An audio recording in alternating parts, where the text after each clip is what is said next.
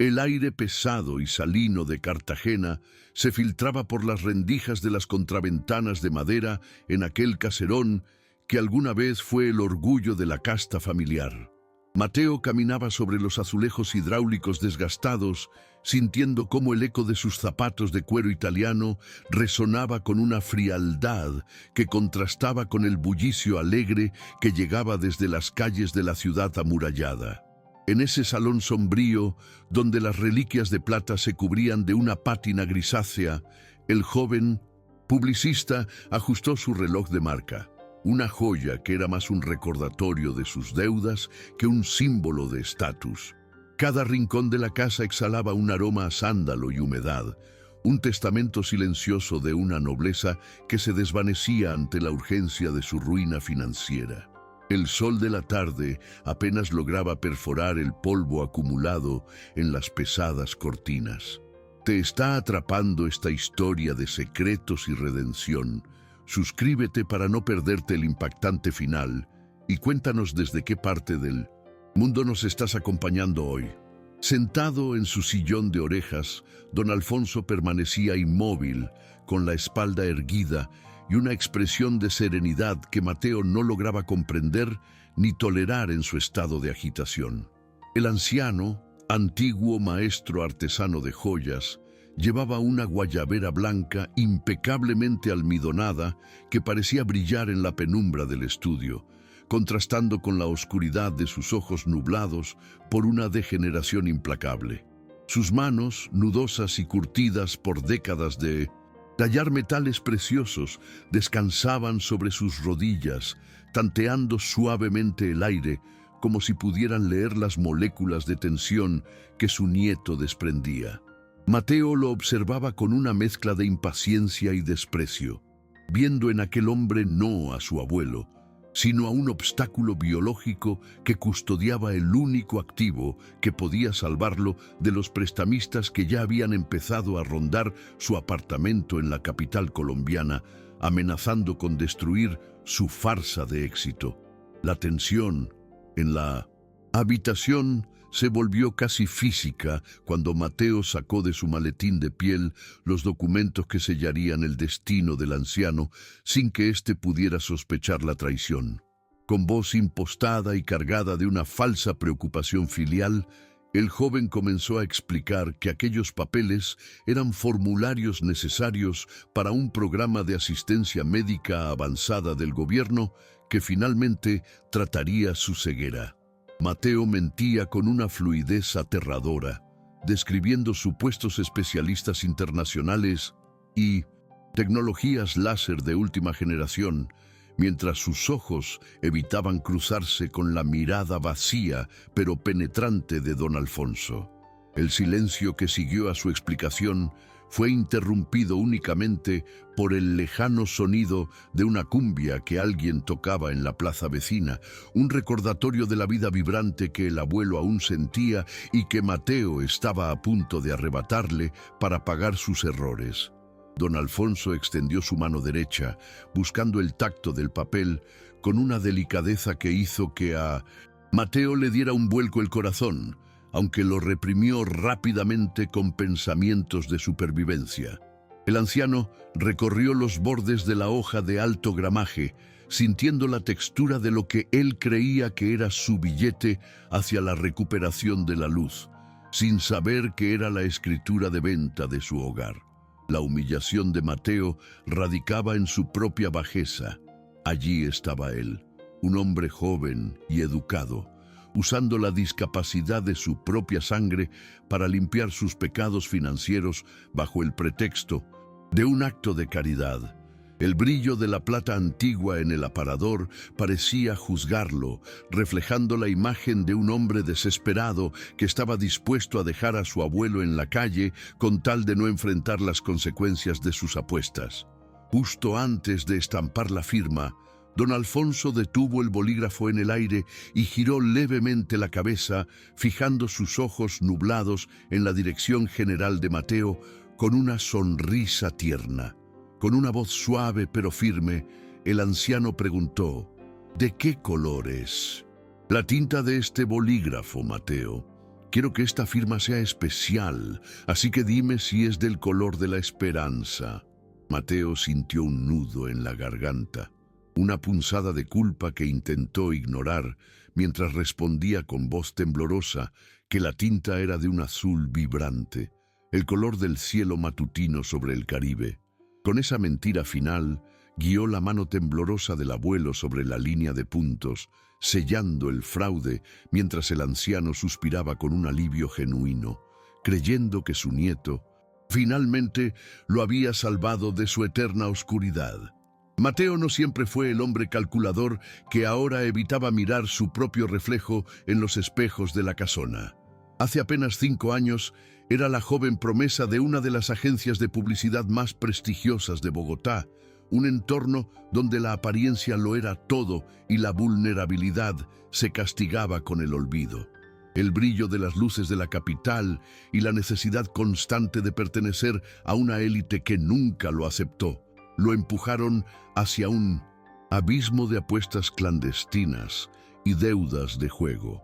Lo que comenzó como una distracción emocionante se transformó en una carga asfixiante de más de $200,000 que consumió sus ahorros y su integridad.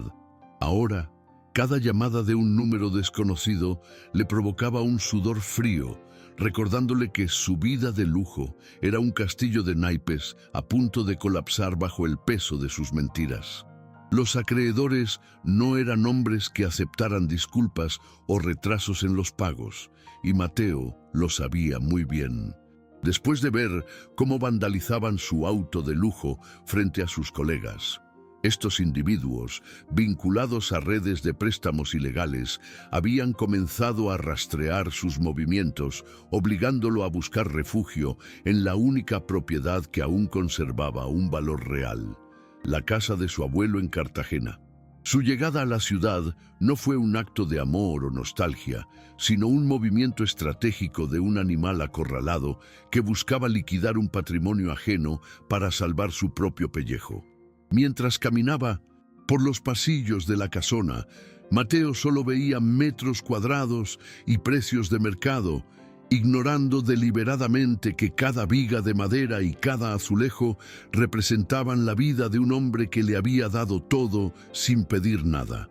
Don Alfonso, por su parte, había pasado los últimos 7 años sumergido en un mundo de texturas y sonidos, aprendiendo a navegar el silencio de la casa tras la partida de su nieto. Su ceguera, causada por una condición degenerativa que le robó los colores de la vida, no había mermado su espíritu artesano y sus manos seguían moviéndose con una agilidad sorprendente entre sus herramientas de orfebrería.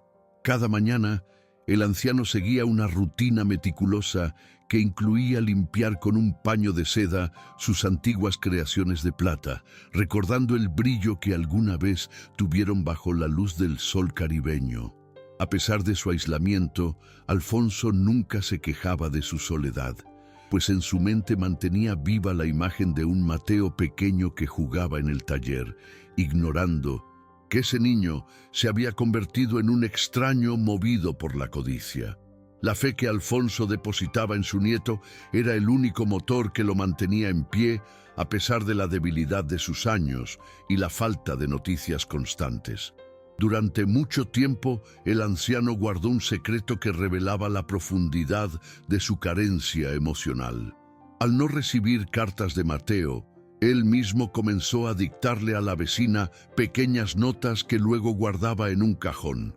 En su mente, esas cartas eran respuestas reales que Mateo le enviaba desde Bogotá, llenas de éxitos profesionales y promesas de un pronto regreso que el abuelo releía a través del tacto. Esta construcción de una realidad paralela le permitía soportar la idea de que su única familia lo había olvidado, prefiriendo vivir en una mentira piadosa antes que aceptar que el linaje de los artesanos de Cartagena se había roto por el desinterés. La mañana siguiente a la firma del documento, la casa amaneció envuelta en una bruma salina que parecía intensificar la sensación de encierro de Mateo, El joven se despertó con el corazón acelerado, sintiendo el peso de la carpeta con las escrituras sobre la mesa de noche como si fuera un bloque de plomo que le aplastaba el pecho. Bajó a la cocina y encontró a Alfonso preparando café con una precisión milimétrica, guiándose por el aroma y el calor de la cafetera de cobre. El anciano sonrió al escuchar los pasos de su nieto, creyendo sinceramente que ese día marcaba el inicio de su camino hacia la recuperación de la vista gracias a la gestión de Mateo. La culpa comenzó a roer los cimientos de la frialdad del publicista, quien se vio obligado a sostener una conversación trivial mientras por dentro calculaba cuánto tiempo tardaría en desalojar al viejo. Justo cuando Mateo se disponía a salir para encontrarse con el comprador de la propiedad, Alfonso lo detuvo con una petición que no pudo rechazar sin levantar sospechas. El anciano, con voz cargada de una nostalgia vibrante, le pidió que lo llevara a dar un último paseo por la ciudad amurallada para describirle los colores del atardecer una vez más. Alfonso explicó que, ante la inminente cirugía que Mateo le había prometido, quería despedirse de su mundo de sombras, tocando las murallas y escuchando el mar junto a su nieto. Aunque Mateo estaba impaciente por cerrar el trato ilegal, la intensidad emocional en la voz de su abuelo y el miedo a que una negativa rompiera su fachada lo obligaron a aceptar. Así, ambos salieron de la penumbra del caserón hacia la luz cegadora y ruidosa de la calle Getsemaní. Al cruzar el umbral, el calor de Cartagena los golpeó con la fuerza de un abrazo antiguo, y Mateo se vio forzado a convertirse en los ojos de un hombre que veía más que él. Mientras caminaban por las calles empedradas, el joven describía mecánicamente las fachadas amarillas y las bugambilias de un fucsia intenso que colgaban de los balcones coloniales de madera tallada. Sin embargo, Alfonso no se conformaba con simples adjetivos. Él se detenía para tocar la piedra coralina de las murallas, explicando a Mateo cómo la humedad indicaba la proximidad de la marea. El contraste entre la prisa nerviosa de Mateo, vestido con su terno ajustado y relojes caros, y la calma pausada de Alfonso, que disfrutaba del roce del viento en su rostro, creaba una imagen de una extraña y dolorosa belleza bajo el sol implacable. Durante el paseo, el abuelo comenzó a desafiar la percepción superficial de Mateo, obligándolo a detenerse frente a los puestos de frutas tropicales para oler el dulzor del mango y la piña. Alfonso le recordaba que la verdadera riqueza de la ciudad no residía en las joyas de oro que él solía fabricar, sino en la capacidad de sentir la energía de la gente que caminaba a su alrededor. Mateo, que siempre había despreciado la pobreza de su ciudad natal, empezó a notar detalles que antes ignoraba. El ritmo de los tambores a lo lejos, el intercambio amable de los pescadores y la dignidad con la que su abuelo era saludado por cada vecino. Cada "buenos días, don Alfonso" que recibían por el camino era una bofetada a la arrogancia del joven, quien se sentía un intruso en la comunidad que su abuelo había construido. A medida que avanzaba la tarde, el vínculo emocional que Mateo había intentado suprimir comenzó a florecer a pesar de sus propios intereses mezquinos. Al ver cómo el anciano se emocionaba al escuchar el romper de las olas contra el rompeolas, Mateo recordó los veranos de su infancia, cuando Alfonso le enseñaba a pulir piedras preciosas. La vulnerabilidad del abuelo, lejos de parecerle una debilidad, empezó a revelarse como una forma de pureza que él mismo había perdido en las oficinas de cristal de Bogotá. La presión de la deuda seguía ahí, latente como un dolor de muelas, pero la figura de Alfonso, apoyada firmemente en su brazo, le recordaba que estaba a punto de destruir al único ser humano que lo amaba sin condiciones. El conflicto interno entre su supervivencia material y su integridad moral se volvió insoportable. Al regresar a la casona, la curiosidad y la inquietud llevaron a Mateo a inspeccionar el antiguo escritorio de Alfonso mientras el anciano descansaba de la caminata. Fue entonces cuando encontró el cajón secreto donde reposaban las cartas que Alfonso se había escrito a sí mismo para llenar el vacío de su ausencia. Al abrir el primer sobre, Mateo reconoció la caligrafía temblorosa de la vecina y las palabras llenas de orgullo que el abuelo imaginaba que él le enviaba. Leyó sobre supuestos viajes, ascensos y gestos de cariño que él nunca tuvo la decencia de ofrecer, y comprendió que Alfonso había estado alimentando su alma con una versión idealizada de su nieto. El impacto emocional de ver su propio nombre vinculado a tanta bondad imaginaria lo dejó sin aliento, enfrentándolo a la realidad de su propia podredumbre ética. Cada párrafo de aquellas cartas falsas era un testimonio del amor inquebrantable de un hombre que prefería vivir en el autoengaño antes que aceptar el abandono de su sangre. Mateo leyó cómo Alfonso le contaba a sus amigos imaginarios que su nieto era un hombre de gran corazón, que siempre cuidaba de los necesitados. Una ironía cruel, dada su situación actual. Las lágrimas, que Mateo creía haber olvidado tras años de cinismo corporativo, comenzaron a mojar el papel amarillento mientras la realidad de su traición lo golpeaba con una fuerza devastadora. Se dio cuenta de que mientras él planeaba dejar a Alfonso en la indigencia, el abuelo pasaba sus días celebrando los éxitos ficticios de un hombre que solo existía en su noble imaginación. En ese momento, el peso del documento firmado en su bolsillo se volvió una brasa ardiente. La burbuja de introspección se rompió violentamente cuando el sonido de unos frenazos bruscos frente a la casa alertó a Mateo de que su tiempo se estaba agotando. Desde la ventana superior, observó cómo dos hombres corpulentos bajaban de un todoterreno negro con cristales tintados, los mismos cobradores de deudas que lo habían acosado en la capital. El pánico se apoderó de él al comprender que los criminales no iban a esperar a que él cerrara la venta legal de la casa. Habían venido a presionar por resultados inmediatos. La presencia de estos individuos en el entorno sagrado de su infancia profanaba el último refugio que le quedaba y ponía en peligro inminente la seguridad física de Alfonso. Mateo se encontró atrapado entre la espada de sus errores pasados y la pared de una conciencia que finalmente estaba despertando de su letargo.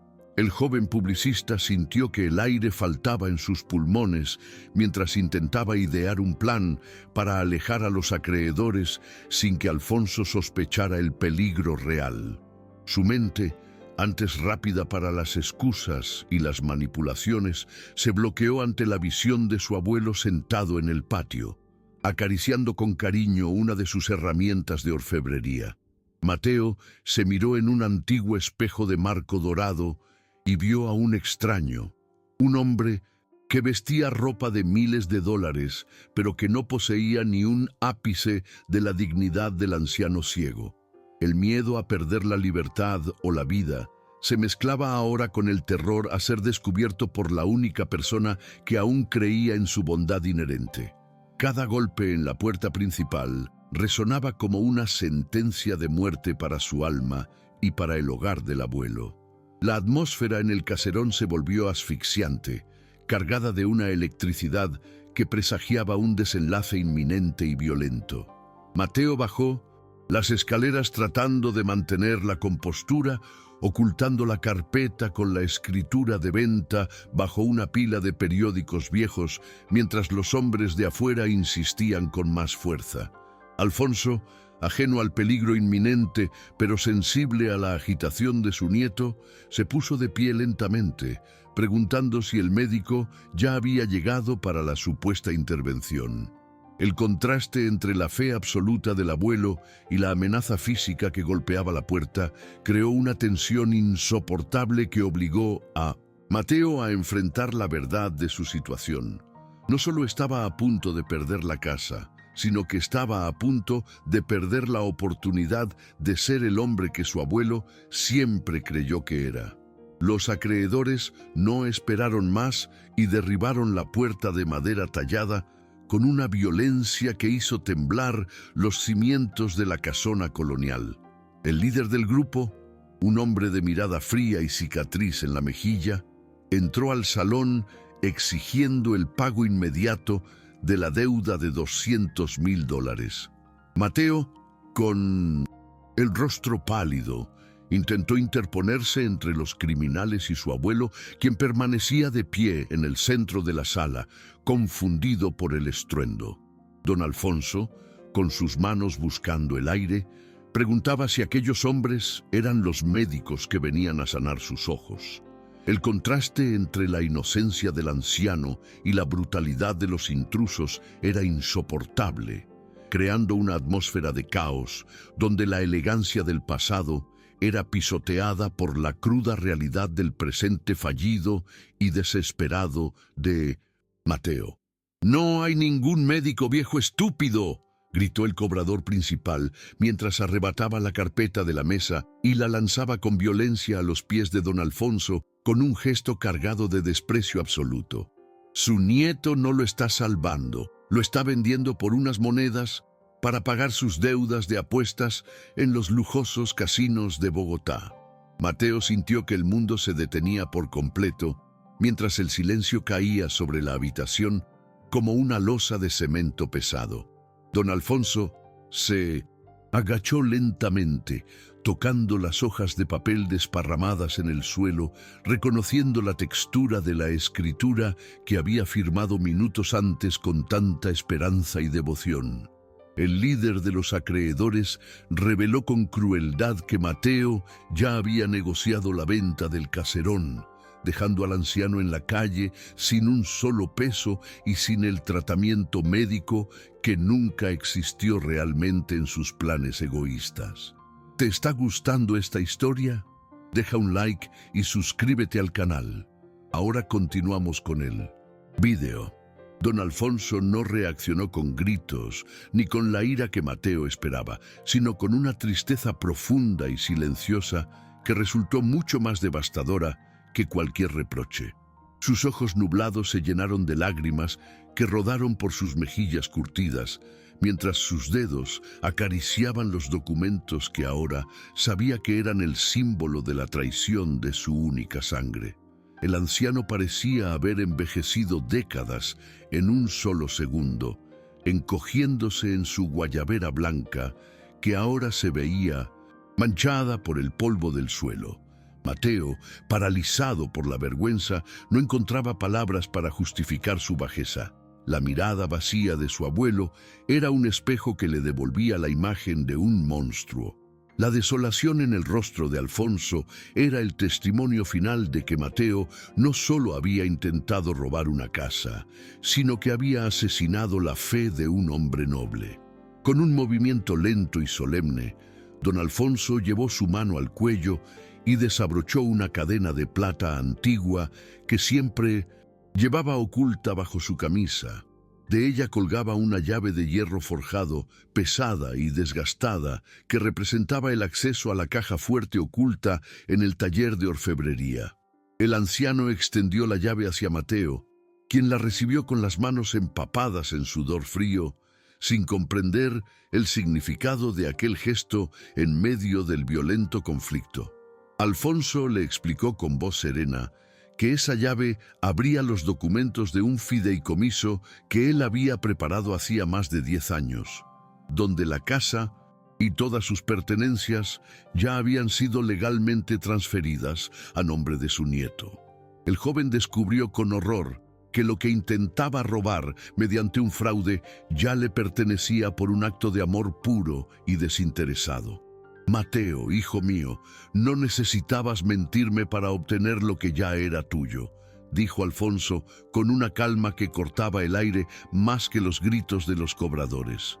Toda mi vida de trabajo, cada gramo de plata que pulí con mis manos, siempre tuvo como destino asegurarte un futuro, porque para mí tú eras el único tesoro que quedaba en este linaje.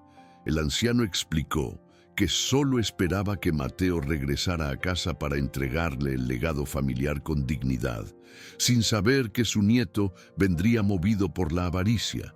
Mateo sintió que el suelo desaparecía bajo sus pies al comprender la magnitud de su estupidez.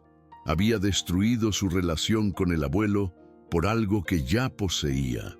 El diálogo transformador desnudó la pobreza espiritual del joven frente a la inmensa riqueza emocional y generosidad del anciano artesano de joyas.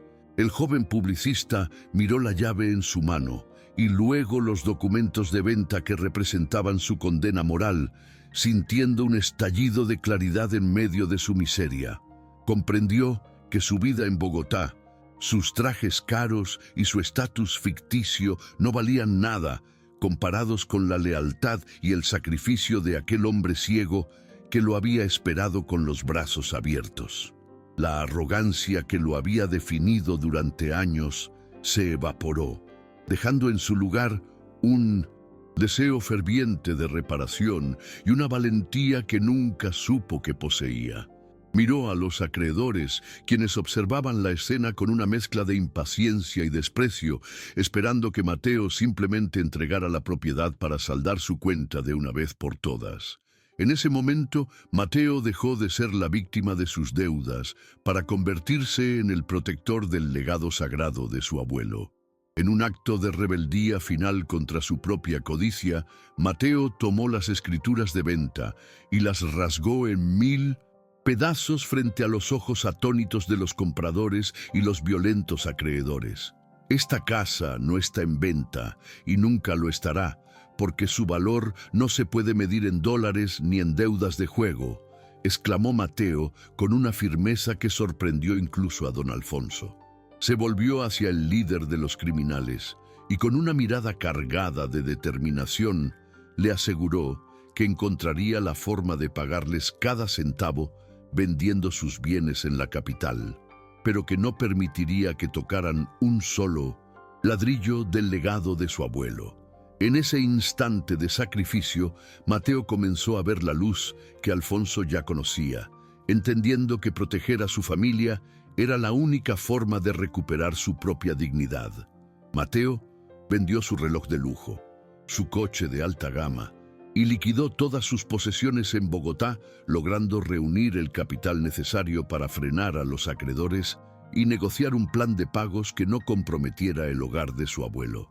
Tras meses de incertidumbre, la amenaza de los criminales se disipó, permitiéndole a Mateo respirar por primera vez sin el peso de la culpa y el miedo asfixiante sobre sus hombros.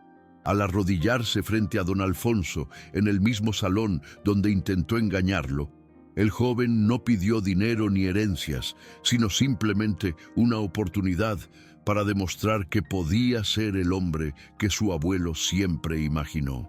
El perdón del anciano no fue un acto de debilidad, sino una demostración de una fortaleza espiritual que terminó por quebrar la última barrera de soberbia que quedaba en el corazón de Mateo. Los meses siguientes estuvieron marcados por un arduo trabajo físico y emocional para restaurar no solo las paredes del caserón, sino también la conexión rota entre ambos hombres. Mateo cambió sus trajes de diseñador por camisas de lino sencillas y pantalones resistentes, trabajando junto a los artesanos locales para reparar las filtraciones y devolverle el brillo a la plata familiar que tanto amaba Alfonso. La casa dejó de ser un mausoleo de recuerdos tristes para convertirse en un hogar lleno de luz, donde el aroma del café fresco y el sonido de las herramientas de orfebrería volvieron a reinar por encima del silencio del abandono.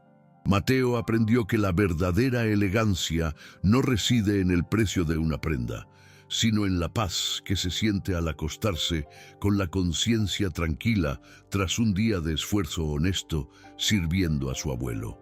Con el tiempo, Mateo cumplió su promesa de transformar la planta baja del caserón en la Fundación Alfonso, un espacio dedicado a enseñar el arte de la joyería a jóvenes de los barrios más pobres de Cartagena. Esta iniciativa no solo honraba el oficio de su abuelo, sino que le daba a Mateo un propósito vital que nunca encontró en el mundo de la publicidad y las mentiras corporativas que lo consumieron. Ver a los niños aprender a pulir metales y a valorar la belleza de la paciencia le dio a Mateo una satisfacción emocional que ningún cheque de bonificación pudo igualar jamás en su vida pasada. Alfonso, a 1900, a pesar de su ceguera, se convirtió en el maestro principal, transmitiendo sus conocimientos técnicos y sus valiosas lecciones de vida a una nueva generación que ahora lo miraba con un profundo y sincero respeto. Al atardecer, Mateo y Alfonso suelen sentarse en el balcón que da hacia el mar, compartiendo el silencio cómplice de quienes han superado una tormenta devastadora para encontrar finalmente la calma.